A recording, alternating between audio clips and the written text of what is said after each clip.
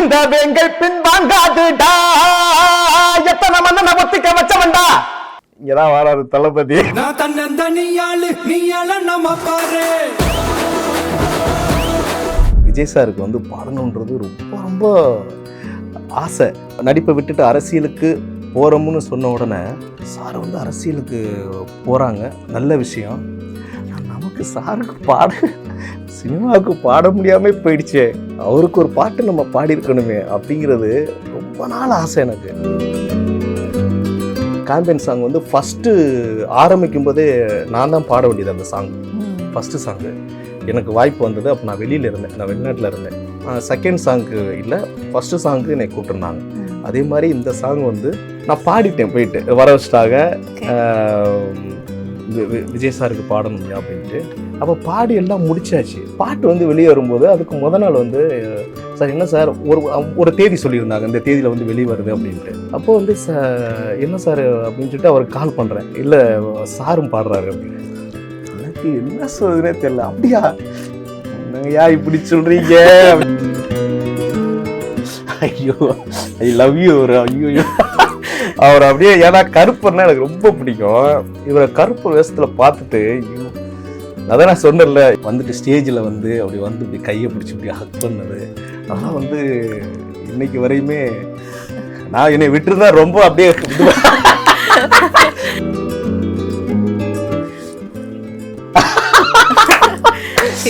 ஐயோ ரொம்ப ஆரம்பத்தில் வந்து மாட்டிக்கிச்சே பாடல் மூலியமா எனக்கு வந்து ஒரு மிகப்பெரிய வாய்ப்பு கொடுத்தவர். ரொம்ப ஃப்ரெண்ட்லியான ஒரு ரொம்ப ரொம்ப ஃப்ரெண்ட்லியான ஒருத்தர். ஹிப்ஹாப் ஆதிசாருக்கு வந்து என்னுடைய நெஞ்சார்ந்த நன்றியை நான் தெரிவிச்சுக்கிறேன். நிறையா ஷோஸ் நாங்கள் எல்லா வேர்ல்டு பூராமே நாங்கள் சுற்றிட்டோம் அவர் கூட. அவர் இப்போ கூட மியூசியம் இருக்குள்ள கூட எனக்கு பாடல் கொடுத்துருக்காங்க. அடிக்கா தர்றினா கைஃபே நீதான் எனக்கு வைஃபே, என்னோட நீ இருந்தா நல்லா இருக்கும் லைஃபே, மாட்டிக்கிச்சே மாட்டிக்கிச்சே மாட்டிக்கிச்சே மாட்டிக்கிச்சே. இயற்கையான டேட்ஸ், பாதாம், பிஸ்தா, கேஷு அண்ட் ஹனி கொண்டு தயாரிக்கப்பட்ட lion date nut bites. Periyar Maniammai institute of science and technology, Thanjavur. Civil engineering with specialization in GIS, remote sensing and more. நான் சில ஃபோட்டோஸ் வச்சிருக்கேன் சார். ஸோ அந்த ஃபோட்டோஸில் இருக்கிறவங்க பற்றி ஒரு 2 வரிகள், அவங்கள பற்றி நீங்கள் என்ன நினைக்கிறீங்க? அதான் இன்னைக்கு நான் பேசியிருந்தேன், கால் பண்ணிவிட்டு ஐயா இப்போ தான் எந்திரிச்சேன் அப்படின்னு சொல்லிட்டு, நான் நைட்டு ஃபுல்லாக கொஞ்சம் ஒர்க்கில் இருந்தேன் அப்படின்னு சொன்னார். அப்போ வந்து ஒரு ஐயா ஐ லவ் யூ அப்படின்னாரு. அப்போ நான் சொன்னேன் உங்களுக்கு வந்து 1 கோடி ஐ லவ் யூ அப்படி. அந்த மாதிரி எனக்கு வந்து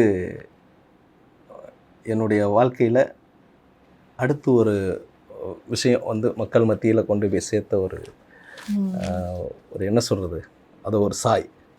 ஐயோ ஐ லவ் யூ. ஐயோ அவர் அப்படியே, ஏன்னா கருப்பர்னா எனக்கு ரொம்ப பிடிக்கும். இவரை கருப்பு வேஷத்தில் பார்த்துட்டு ஐயோ, அதான் நான் சொன்னேன்ல, இவர் சாரை எப்படியாவது ஏதோ ஒரு டயத்தில் ஒரு அவர், ஏன்னா அவர் ரொம்ப மிகப்பெரிய ஒரு நடிகர், மிகப்பெரிய ஒரு ஆளுமை அவங்க.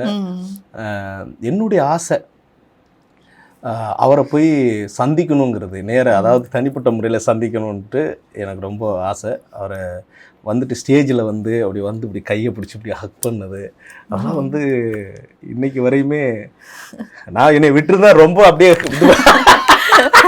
பிடிச்சி அப்படியே இது பண்ணியிருப்பேன். என்ன நினைப்பாங்களோ என்ன வந்து அப்படியே டீசெண்டாக அப்படியே சார் அப்படி இது பண்ணிட்டேன்.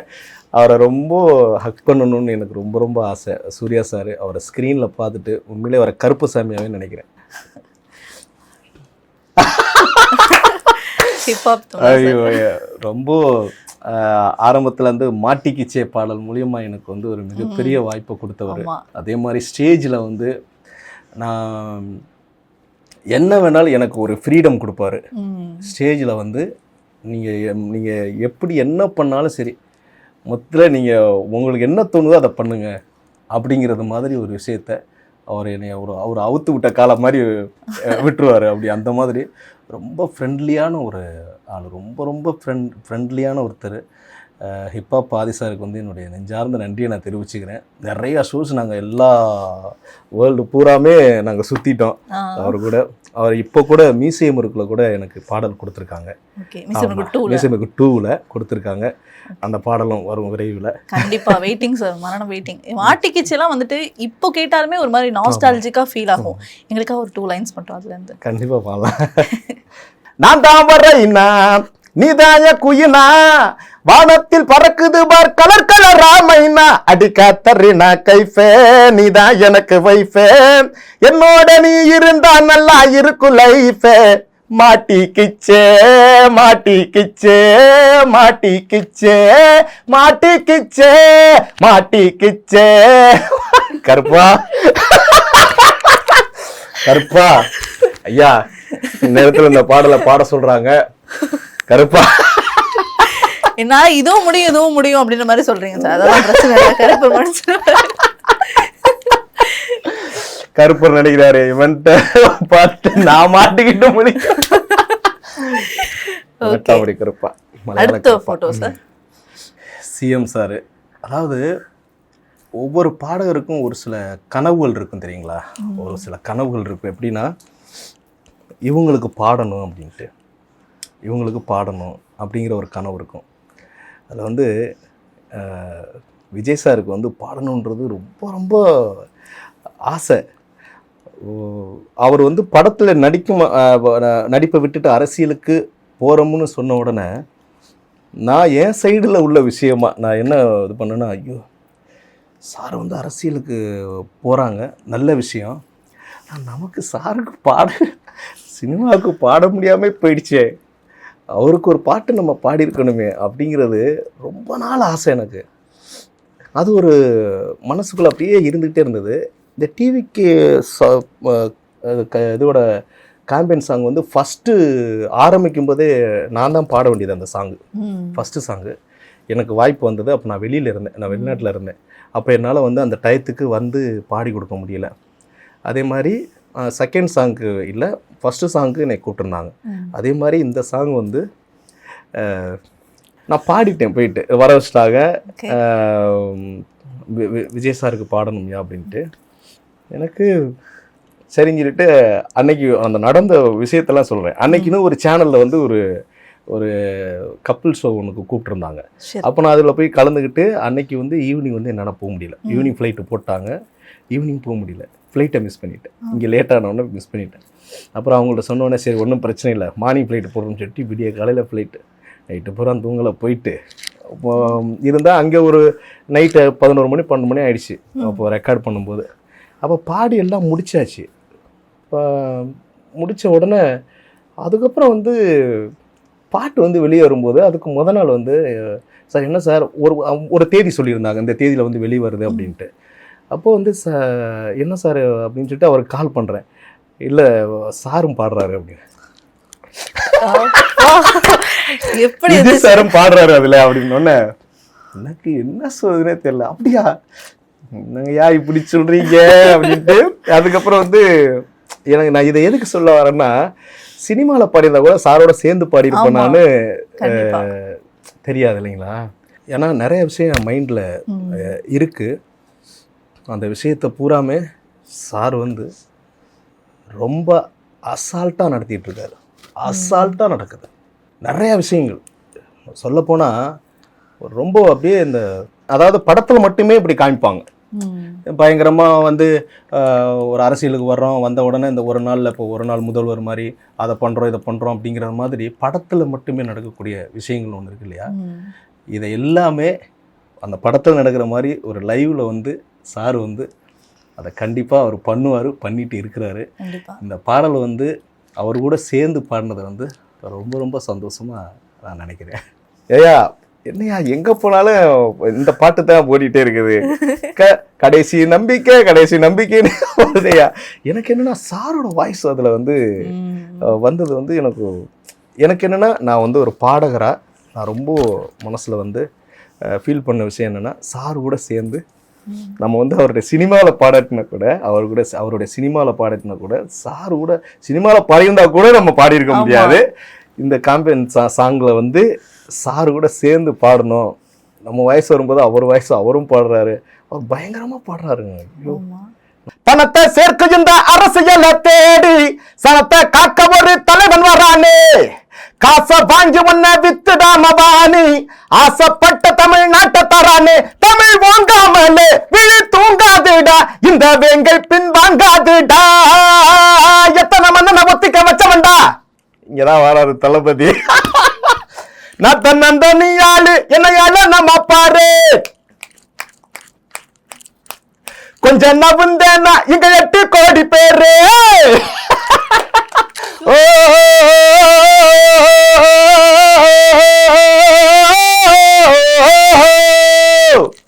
சார் தேங்க்யூ சார், உங்களோட சேர்ந்து பாடுறது ரொம்ப ரொம்ப சந்தோஷம் சார். சார் நான் நேராக வந்து உங்களை சந்திக்கணும். நண்பர்கள் எல்லாமே சொன்னாங்க, உண்மையாலுமே நண்பர்கள்லாம் சொன்னாங்க ஒரு வார்த்தை என்னென்னா, இசையமைப்பாளர்னு சொன்னாங்க, கண்டிப்பாக வந்து நேராக நான் கூட்டிகிட்டு போகிறேன் அப்படின்னு சொன்னாங்க. சாரை போய் பார்க்கணும், அவர்கிட்ட ஒரு சில விஷயங்கள் வந்து நான் பேசணும் அவர்கிட்ட. விஜய் சார் எனக்கு ரொம்ப பிடிச்ச ஒரு நடிகர். அவருக்கு பாடி இன்னைக்கு வந்து அவர் தமிழ்நாட்டோட சிஎம்மாக இருக்கிறாங்க. உண்மையிலே வணங்குறேன். ரொம்ப ரொம்ப அதுல நீங்களும் ஒரு பாட்டா இருக்கும்போது அது பார்க்க எப்படி இருக்கு? ரொம்ப ரொம்ப சந்தோஷங்க. உண்மையாலுமே வாங்க விஜய் சாரை போய் பார்க்கணும். கண்டிப்பா சார், அது வந்து கண்டிப்பா பார்த்துடலாம். அதாவது இசையமைப்பாளர்னு சொல்லியிருக்காரு, நேர போய் பார்த்து. கண்டிப்பா. ஆமா கண்டிப்பா சார், அவரையும் போய் பயங்கரமா ஒரு ஹக் பண்ணணும். Okay, super sir. கண்டிப்பா எல்லாமே நடக்கும். கண்டிப்பா. கடைசி போட்டோ உங்களுக்காக. என்னுடைய அப்பா. எங்கள் அப்பா இல்லாதது தான் எனக்கு மிகப்பெரிய குறையே. என்னோடய வாழ்க்கையில் எங்கள் அப்பா வந்து கொஞ்சம் நல்லா இருக்கும்போதே அவங்க இருந்தாங்க. இந்த எலெக்ஷனுக்கும் அதுக்கும் வந்து பெரிய சம்பந்தம் இருக்குது. ஏப்ரல் 19 என்னுடைய அப்பா வந்து போன எலெக்ஷனில் அன்னைக்கு தான், ஓட்டு போடுற அன்னைக்கு தான் என்னுடைய அப்பா வந்து இறந்தது. அதாவது நம்ம என்ன தான் வந்து சாதித்தாலும், என்ன தான் போய் பெரிய லெவலில் சாதித்தாலும், ஒரு குடும்பம் ஒரு குடும்பத்தில் வந்து ஒரு 5 பேர் இருக்கிறோம். இப்போ அக்கா, அண்ணன், நான், எங்கள் அப்பா, அம்மா. இப்போ அவங்க வந்து எங்களை 3 பேராக குழந்தைங்க இருக்கிறோம். அப்படி இருக்கிற இடத்துல அதில் ஒருத்தர் வந்து இப்போ எங்கள் அப்பா இல்லைங்கிறது எனக்கு மிகப்பெரிய இழப்பு. ஏன்னா ரொம்ப கஷ்டப்பட்டு வளர்த்தவர். எங்கள் அப்பா வந்து கொத்தனார். அந்த சென்டிமெண்ட்டாகவே நிறையா விஷயங்கள் எங்கள் அப்பா வந்து அது நிறையா ரொம்ப கஷ்டப்பட்டவர். ரொம்ப ரொம்ப கொத்தனார் வேலைன்னா அவங்களுக்கு தெரியும். நம்ம ஊர்லலாம் பார்க்குறதுனா உடம்பை வருத்தி வெயிலில் நின்று அவ்வளோ கஷ்டப்பட்டு, இடையில கொஞ்ச நாள் ரொம்ப உடம்பு சரியில்லாமல் ஆகிட்டு கிட்டத்தட்ட வந்து ஒரு ரொம்ப வருஷமாகவே வீட்டில் தான் இருந்தாங்க. வேலை எதுவும் பார்க்கல. இப்போது மருந்து மாத்திரை சாப்பிட்டுக்கிட்டு அப்படி தான் இருந்தாங்க. இப்போ என் மனசில் தோன்றது என்னென்னா, எங்கள் அப்பா வந்து இப்படி நமக்கு வந்து இப்படி ஒரு வாய்ப்புகள்லாம் கிடச்சிட்ருக்க நேரத்தில் என்னுடைய அப்பா இல்லையேங்கிறது வந்து ஒரு மிகப்பெரிய ரொம்ப வருத்தமாக இருக்குது அந்த விஷயம். இந்த ஃபோட்டோ வந்து யார் கொடுத்ததுன்னா, தேவதர்ஷினி மேடம் வந்து எனக்கு வந்து இது கிஃப்ட் பண்ணாங்க. நான் நினச்சி கூட பார்க்கல. இது வந்து கிட்டார் கொஞ்சம் நான் இப்போ கொஞ்சம் வாசிப்பேன். அப்போ அதை மைண்டில் வச்சு எங்கள் அப்பா வந்து எனக்கு ஆசீர்வாதம் பண்ணுறது மாதிரி ஒரு இதை வந்து பெருசாக ஒரு வீட்டில் முன்னால் மாட்டியிருக்கோம், ஃப்ரேம் பண்ணி மாட்டியிருக்கோம். அதை வந்து எனக்கு கொடுத்தாங்க. இது எப்போவுமே அது எங்கள் அப்பா பக்கத்துலேயே இருக்கிற மாதிரி ஒரு நினைவு கொடுத்துக்கிட்டே இருக்கும். கண்டிப்பாக அவங்களுக்கு இந்த நேரத்தில் தேவதர்ஷன் மேடம் வந்து என்னுடைய நெஞ்சார்ந்த நன்றியை நான் தெரிவிச்சுக்கிறேன், இந்த ஒரு நினைவு பரிசு கொடுத்ததுக்கு. கண்டிப்பாக அப்பா கூட இல்லைனாலுமே எங்கோ இருந்து உங்களோட வளர்ச்சியும் எங்கள் அப்பாவோட ஆசீர்வாதம் தான். கண்டிப்பாக இப்போ எல்லாமே எங்கள் அப்பா இருந்து பிளெஸ்ஸிங் பண்ணிகிட்டே இருக்கிறாங்க. ஒவ்வொரு விஷயத்துலையுமே எங்கள் அப்பாவை நினச்சிக்கிட்டு தான் போவேன். எங்கே இப்போ பெரிய பெரிய மேடைகளில் நின்றாலும் சரி எங்கள் அப்பா நினச்சிக்கிருவேன். எங்கள் அப்பா நினச்சிக்கிட்டு தான் பாடுவேன். மேடையில் ஏறுறதுக்கு முன்னால் எங்கள் அப்பா நினச்சிக்கிருவேன். அவங்க வந்து ப்ளஸ் பண்ணி இப்போ வரையும் இந்த இடத்துல உட்காந்துருக்கோம்னா கூட எங்கள் அப்பாவுடைய பிளெஸ்ஸிங் இங்கே இருக்குது. ஸோ உங்களோட பாடல்கள் மூலமாக வந்துட்டு எங்களுக்கு வந்து நிறைய விஷயங்கள், நிறைய டவுட்ஸ் இருக்கும். சார் யாரோட இன்ஸ்பிரேஷன்லேருந்து இப்படி பாடுறாரு? உங்களுக்குன்னு தனியாக இவர் தான் எனக்கு ரோல் மாடல், அதாவது சாமி பாடல்களில் இவர் பாடுற பாட்டு மூலமாக நான் நிறைய இன்ஸ்பயர் ஆகியிருக்கேன் அப்படின்னா யார் அது? கே வீரமணி ஐயா. சரி. பள்ளிக்கட்டு சபரிமலைக்கு பாடினாங்களா, பக்தி பாடல்கள்னாவே அவர் தான் ஃபஸ்ட்டு. அவரை நினச்சி தான் அந்த நிறைஞ்ச மனசாக இருக்கட்டும், எல்லா பாடல்களுமே பாடுறது அவரை நினச்சி தான். அவருடைய பாடலை கேட்டு தான் நான் வந்து பக்தி பாடல்கள் பாடணும்னு ஆசைப்பட்டது. அதுக்கப்புறம் டிஎம்எஸ் ஐயா, சீர்காழி ஐயா, இவங்க எல்லாருமே மகான்கள், பெரிய ஜாம்பவான்கள். அந்த பக்தி பாடல்னு எனக்கு ஒரு உணர்வுகள் வந்தது ஐயா வீரமணி ஐயா. அதே மாதிரி முருகர் பாடல் டிஎம்எஸ் ஐயா பாடிப்போம். ஒரு ஆல்பம் ஒன்று இருக்கும், கற்பனை என்றாலும் அந்த பாட்டு உள்ள முருகுதையா. இந்த மாதிரி வரிசையாக அழகென்ற சொல்லுக்கு முருகா, அந்த மாதிரி ஒரு ஃபுல் ஆல்பம். இதெல்லாம் வந்து காலங்காலமாக கேட்டுக்கிட்டு இருந்தது. அதே மாதிரி சீர்காழி ஐயா, அது விநாயகனே வினை தீர்ப்பவனே காக்கும் கடவுள் அந்த மாதிரி விநாயகர் பாட்டு. இவங்களை வச்சு தான் நான் வந்து பக்தி பாடல்களுக்குள்ளே வந்தது. அதுக்கப்புறம் வந்து சினிமா பாடல்கள், அதாவது நான் இப்போவுமே வந்து ஃபாலோ பண்ணுறது வந்து பழைய பாடல்களை தான் நான் ஃபாலோ பண்ணுறேன். பழைய பாடல்கள் எல்லாமே எடுத்து நம்ம ப்ராக்டிஸ் பண்ணாலே என்ன சொல்கிறது, அவங்க ரொம்ப டஃப்பாக தான் எல்லா பாடல்களுமே பண்ணியிருக்காங்க. பழைய பாடல்கள், பழைய பாடகர்களாக இருக்கட்டும், டிஆர் மகாலிங்கம் ஐயா இருக்கட்டும், சீர்காழி ஐயா, டிஎம்எஸ் ஐயா, எஸ்பிபி சாரு, ஜெயசுதாஸ் சார், இவங்க எல்லாரையும் ஃபாலோ பண்ணிகிட்டே இருக்கேன் எப்போவுமே. நிறைவாக கருப்பரோட முடிக்கலாம் சார். இப்போ கருப்பு படம் ரிலீஸ் ஆகி கருப்பரோட சக்தியால் மாபெரும் வெற்றியாக போயிட்டுருக்கு தேட்டர்ஸ்லலாம்.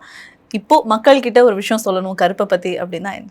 கருப்பரை வந்து நம்ம வந்து ரொம்ப ஒரு வேலையை செய்ய போகிறோம் அப்படின்னா ரொம்ப தைரியமாக, ஐயா உங்களை நீங்கள் தான் முன்ன போங்க, நீங்கள் வந்து நான் அந்த வேலையை செய்கிறேன், நீங்கள் கூட இருந்து பார்த்துக்கோங்க அப்படின்னா முடிஞ்சு.